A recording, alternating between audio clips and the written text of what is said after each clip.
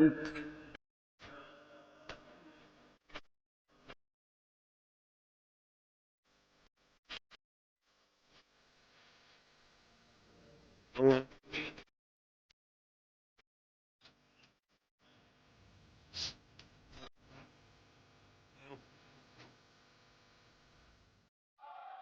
بالله من الشيطان الرجيم بسم الله الرحمن الرحيم الحمد لله رب العالمين والصلاة والسلام على سيدنا محمد وآله وصحبه. Assalamu alaikum wa rahmatullah. Très chers amis téléspectateurs de Kalimatul Haq, par la grâce d'Allah subhanahu wa ta'ala, nous sommes à notre 35e séance pour aborder la première partie de la sourate Abasa, qui est la 24e sourate révélée, mais qui occupe la 80e place dans le Coran glorieux.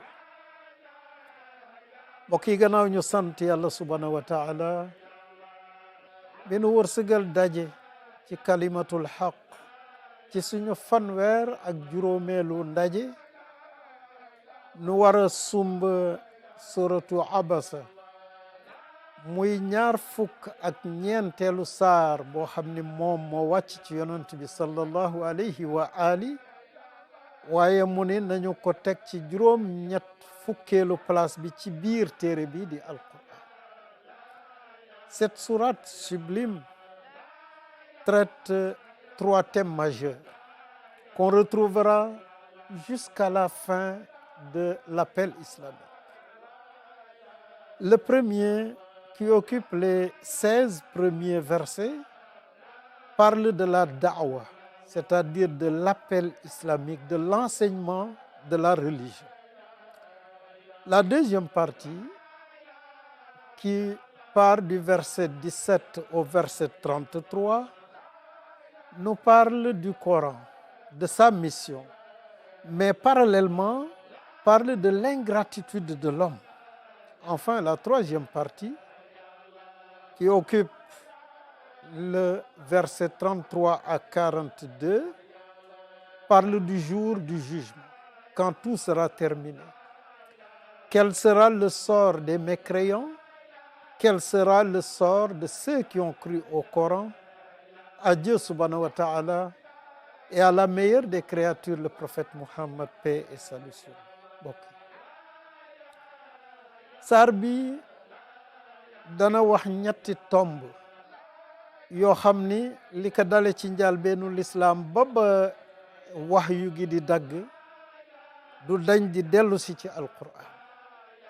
benn bu njëkk bi mooy fukki laaya ak juróom benn yu njëkk yi muy wax ci wàllu daawa, mooy nan la ñu war a def ba nit ñi xam lislaam, bu ñu ko xamee ku mu neex nga nangu, ku mu neex nga bañ, bon jàngale diine. ñaareel bi laaya fukk ak juróom ñaar ba fanweer ak ñett mu nuy melalaat alquran. loolu itam téere bi dañul di ko fàttali saa su ne lan moo tax alquran jóg, waaye ci wetu loolu gannaaw mbaax gi alquran indi mu wane goree di doomu aadama digganteem ak borom bi subhanahu wa taala. ñetteelu tomb bi moom mooy laaya fanweer ak ñett ba laaya ñeen fukk ak ñaar mu nuy nettaliwaat nag bis penc. xam nga loolu itam du dañ di dellu si ci alquran, parce que foofu mooy jubluwaay bu mujj bi. tukki la ñu ne boo xam ni bis penc moom mooy alt bi, bis penc moom mooy gaaraas bi. mu wax nu nag ñi gëmoon yàlla subhanahu wa taala ci àdduna bi topp alquran fan mooy seen mujj, waaye ñi weddi woon lànk topp yonent bi sallallahu alayhi wa ali lan moo war a nekk seen mujj ci bis penc. Donc la première partie qui parle de la da'wa, de l'appel islamique, rappelle un événement. Un jour, le prophète alayhi salam s'entretenait avec les notables de Khouraïch.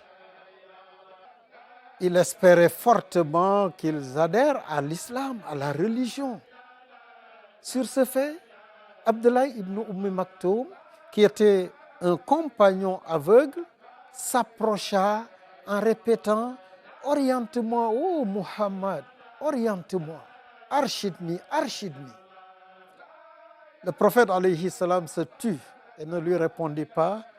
Abdullah ibn Maktoum lui dit: ai-je dit du mal? La meilleure des créatures répond: non. Mbokk yi, daawa bi kooku moom la lislaam tàmbalee. saar bi itam sababu nuzul mooy bis yonent bi alayhi salaam dafa toog ci booru mag ci booru kaaba gi di waxtaan ak kàngamu Xuraysh.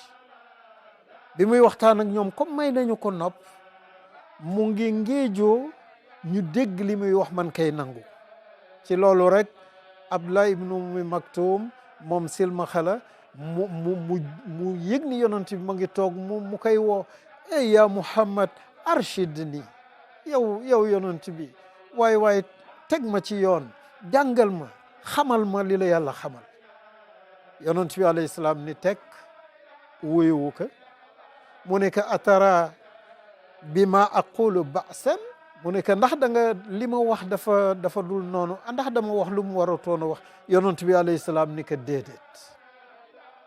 C'est sur ce qu'Allah subhanahu wa ta'ala envoya Jibril dire au prophète alayhi salam ces versets sublimes: par le nom d'Allah clément miséricordieux, il a fermé son visage et s'est détourné quand l'aveugle s'est approché. Qui te dit qu'il ne cherche pas à se purifier, ou qu'il méditera le rappel et qu'il lui profitera? Mbokk yi, ci xew-xew bi yàlla yebal Jibril alayhi salaam mu jéggi juróom-ñaari asamaan dikk jox yonent bi alayhi salaam ni ko bismillahi rahmani rahim. sa borooma ma yebal, nee na ci turam bi moom yàlla arrahman di borom yërmande yi, arrahim di jëfe yërmande. abasa, yow kat gàññe nga, sa kanam ñëkk na. wata walla, dummóoyu nga ngóor si. an jaa'ahul a'ma, silmaxa bi nga xam ni dafa dikk ci yow di sàkku njub. wa ma yudrika la'allahu yazakka, te yow xamuloo ndax moom dana laab, dana jub, dana nangu bu toppee jub. aw yazakkaru fa tanfa'u zikra, wala boog mu xalaat ci li nga koy jàngal, bu ko defee pàttali bi jariñ ko. loolu alquran dañul di ko wax. du yow yaay jubal, yàlla mooy jubal. ki muy jubalit day fekk mu am ci moom ngëm. innama tunziru man ittaba'a zikra wa xashiya rahmana bil ghaib, loolu la wax suratu Yasin. Et le verset poursuit, s'adressant à la meilleure des créatures. Allah subhanahu wa ta'ala lui dit: par contre, tu accordes toute ton attention à celui qui est indifférent à ton rappel. Pourtant, tu n'es point tenu responsable qu'il ne se purifie pas. xoolal yàlla wéy di yedd yonent bi alayhi salaam ci waxin: amma man istaghna, bu dee gaañi nga xam ni li nga leen di wax dara yitteelu leen ci, fa anta lahu tasadda, yow yaa ngi farlu jëm ci ñoom. wa ma alayka an la yazakka, moo ne day yow ñoom bu ñu jubee ak bu ñu jubul, yow du sa responsabilité, kenn du la ka laaj. ma anta bi mutalab bihi iza lam yaxsul lahu zaka, moom bu sellul laabul toppul njub, sa yoon newu ci. Quant à celui qui s'empresse vers toi, c'est Abdullah ibn Maktoum, animé par la crainte d'Allah, voilà que tu le négliges. Pour ces gens-là, mbokk yi, yàlla wax yonent bi alayhi salaam mu ne ko: amma man jaa'aka yasa, bu dee Abdallah mi nga xam ni mu ngi dikk di farlu yàkkamti ngéejoo nga wax ak moom, jàngal ko, wa huwa yaxsha, te moom mu ngi am ragal yàlla. fa anta anhu talaha, yow nga sàggane ka, tatashaghalu anhu. Eh bien, plus jamais cela. Ne le fais plus. Ce Coran est un rappel pour tout le monde. Celui qui désire se rappeler doit pouvoir y accéder et le faire. Kalla, kalla, yàlla mu ne que mukk bu mu amati. Innaha tazkira, yow li nga yor fàttali la, alquran ji fàttali la, sunna fàttali la. fa man shaa dhakara, ci des kay mooy ku mu soob, ku bëgg fàttaliku. Fàttaliku mooy topp ndigal yi, bàyyi tere yi. Amis téléspectateurs, après avoir rectifié la meilleure des créatures, le prophète Mohammed, paix et salut sur lui, les versets 13 à 16 présentent le Coran et les anges qui sont chargés de sa révélation. Il commence par dire, le Coran est consigné dans des feuillets vénérables, honorables, sublimes et purs, c'est-à-dire inaccessibles à toute forme de falsification. bokk yàlla nag présenté la alquran mu ni alquran ji day tazkira, fàttali la boo xam ni fii suhufin mukarrama, mu ngi nekk ci téere boo xam ni bu tedd la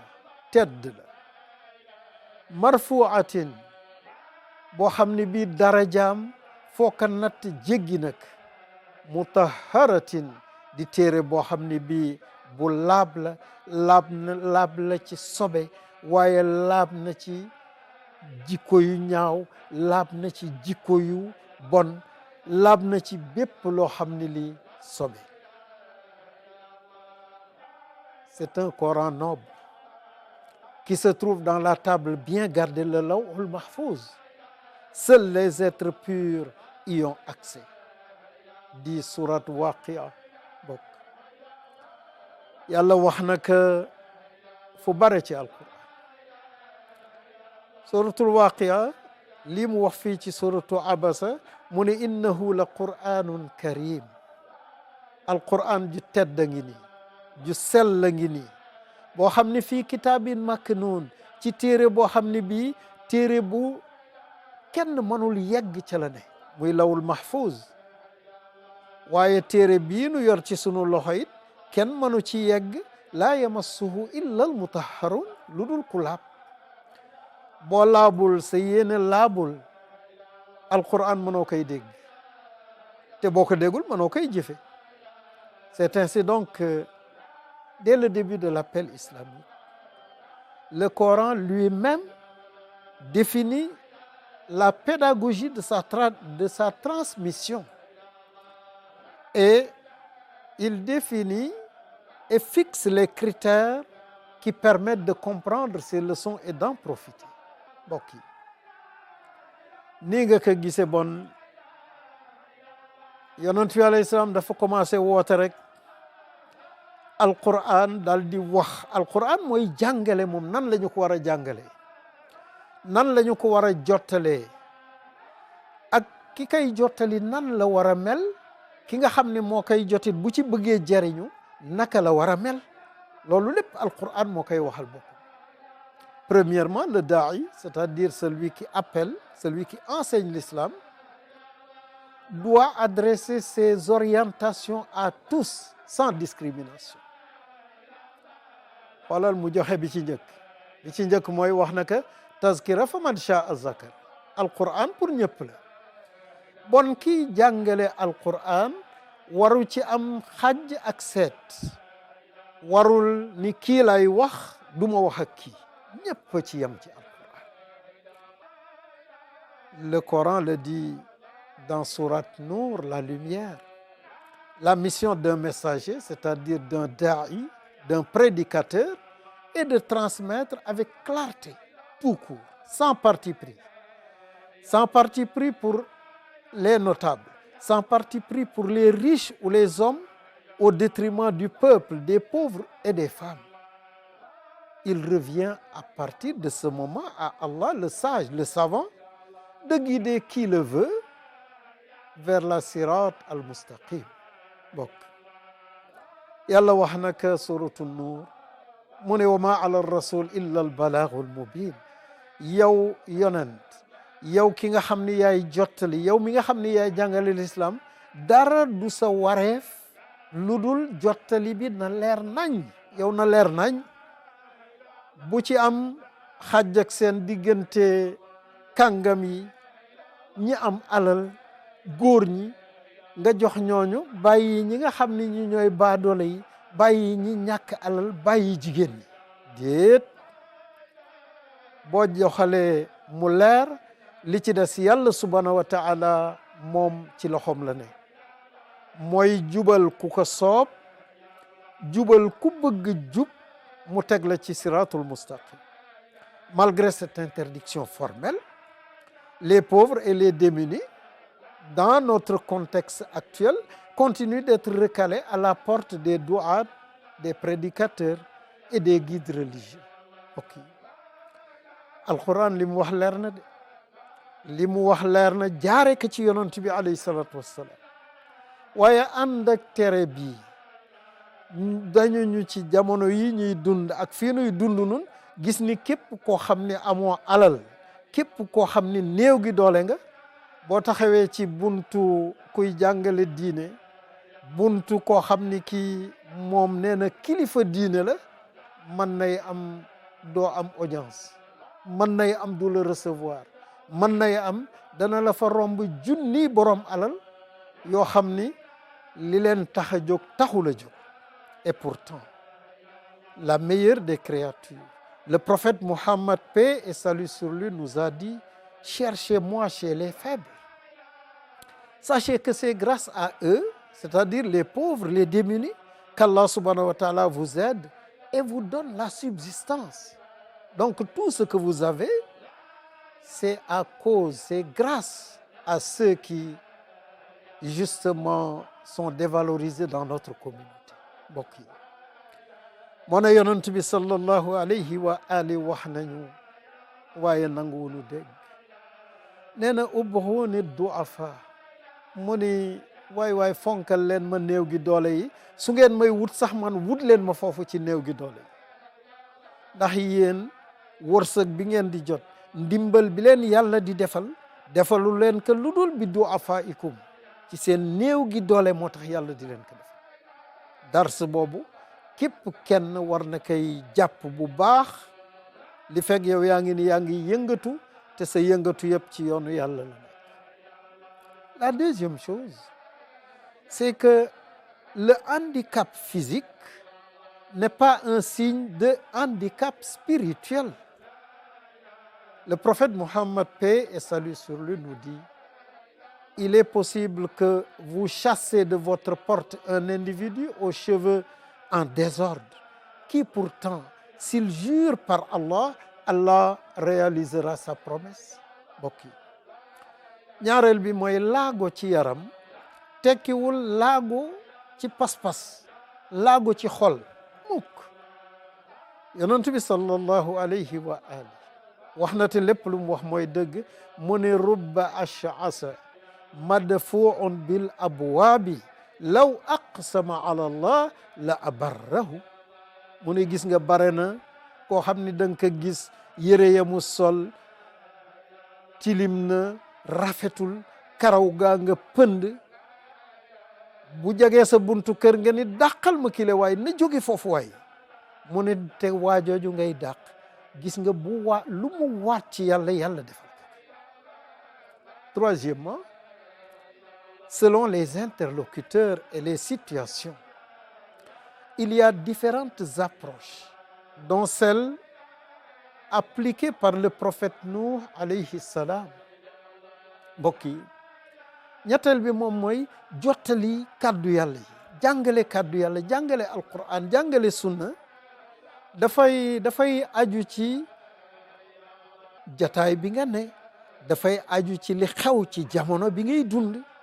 loola ñu ngi koy jàngati ci yont yàlla Nuux ci suratu Nuux. il dit Seigneur, j'ai exhorté mes gens nuit et jour, donc les moments. Je les ai exhortés tantôt à haute voix, tantôt publiquement, tantôt secrètement. Voilà des approches que tout prédicateur, tout guide religieux doit maîtriser. mbokk yi yéen ñu tedd ñi ànd ak nun ci kalimatul xaq ci RTS 1. ñetteel bi mooy kiy jottali kàddu yàlla dafa war a bàyyi xel ci jataay yi. li kulli makaanin maqaal, li kulli maqaamin maqaal. waa balaaxa loolu la ñu wax. jataay bi dafa am lu muy laaj. loolu yonent yàlla Nuux jàngal nu ko. mu ne rabbi inni daawtu qawmi laylan wa nahaara. mu ne jàngal naa leen, woo naa leen, naabloo naa leen jëmale ci sa yoon guddi ak bëccëg. bon ci jamono yi faw nga bàyyi xel ban jamono nga war mën wax ak nit ñi. mu ne summa inni daawtuhum, gannaaw loolu man woo naa leen jihaaran ci lu biral naa. summa inni a'lantu, fesal naa mbooloo mi yépp teew. summa asrartu lahum israaran, mu ne wax naag ñoom ci lu nëbbu. wéetoo naa ak kenn, wéetoo naa ak as mbooloo jàngal leen. bon yi képp koo xam ne ki yaa ngi yëngatu ci yoonu yàlla war nga ko jàngat, war nga fexe ba tàggatu ci. en tant qu'enseignant et formateur aux valeurs et principes religieux, le prédicateur, le guide religieux doit se former sur ces techniques coraniques de da'wa, de transmission du message divin. mbokk yi bu dee da nga décider jàngale diine, bu dee da nga décider jottalil yàlla subhanahu wa taala, bu dee da nga décider jiite mbooloo ci yoonu yàlla bi, nga ni kilifa diine nga, faaw nga tàggatu ci naka nga mën a jëlee mbooloo yi jëme leen fi neex yàlla, dindi ci ñoom li nga xam ne mooy safaan, def ci ñoom li nga xam ne moom nga war a def ci ñoom. quatrièmement, l'autre aspect présente celui qui veut comprendre le Coran. Là, nous le retrouvons dans les qualités des anges chargés de la révélation. Ce sont ces mêmes qualités qui doivent être celles de l'enseignant du Coran, du guide religieux. Ces qualités sont pureté, noblesse de caractère et fidélité envers Allah subhanahu wa ta'ala, bi aydi safari kiramin barar. mbokk yi ñeenteel bi mooy ki nga xam ne moom moo war a jot alquran. kooku nag dafa war a fexe ba jikko yi nekk ci malaaka yi jottali alquran bi nekk ci moom. mooy laab, moom mooy jikko yu rafet, moom mooy tedd nga lu jëflante, moom mooy digganteem ak yàlla sàmmonte ak moom.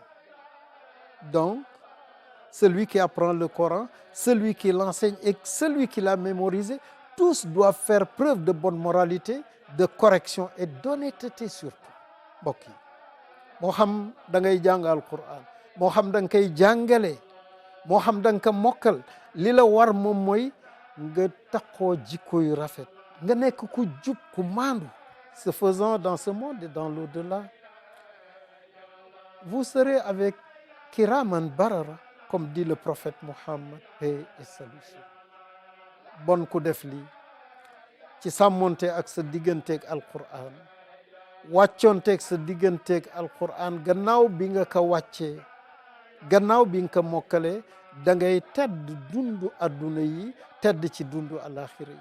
yonent bi alayhi salaam mu ni dañu lay boole maal kiramil barara. yow ñooñu ñooy nekk sa àndandoo ci dundu adduna yi, dundu alaxira.